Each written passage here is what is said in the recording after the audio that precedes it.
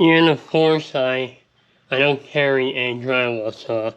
It wouldn't be practical. I don't do enough drywall to carry one. So what I used to do was I had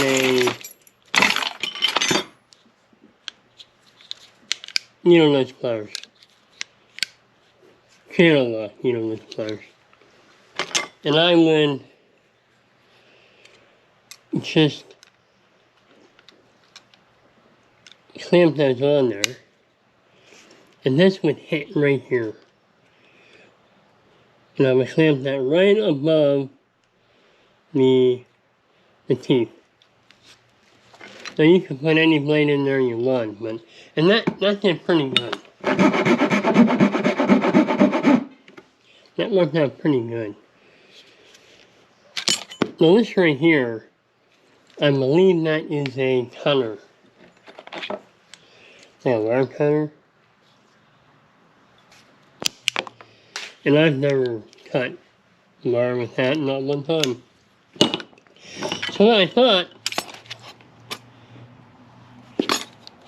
if I can just eliminate that cutter and get this piece to go in there, that would be an excellent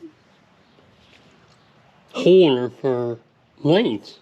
Metal, wood, drywall.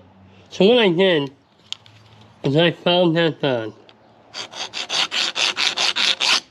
And then at the end of it, I had a little bit inside of there, and I took a Dremel and finished it off. So that's where we're at right now.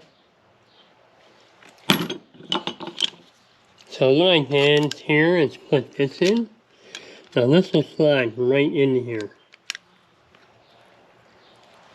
And I will clamp that right above the teeth.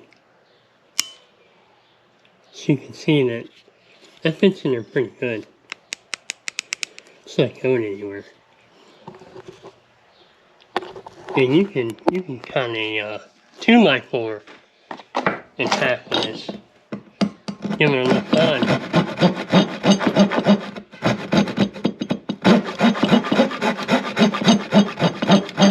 But definitely you can cut your drywall.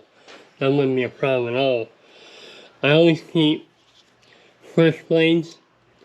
It's hard enough cutting by hand with a dull blade, so I keep fresh ones. But that's what I did.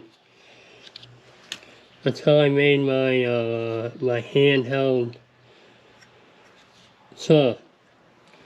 Now, it's easy to keep a couple of blades in your tool bag. And I always have the channel lock. Those channel locks on me. They're a must nowadays. Couple of blades. Even a metal blade I can put in there and replace, the one that always gets lost. And that's my handheld cutter, which I will be using today. That's why I made the video today. You can see that's not a lot of pressure on there.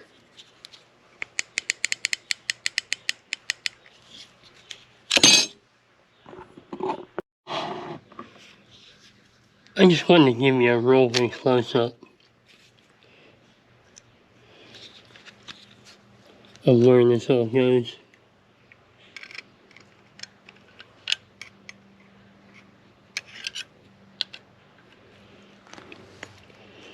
That just goes in here a little bit.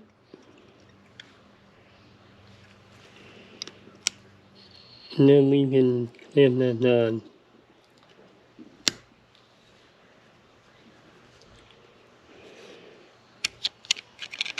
So I just eliminated a lot of the surface here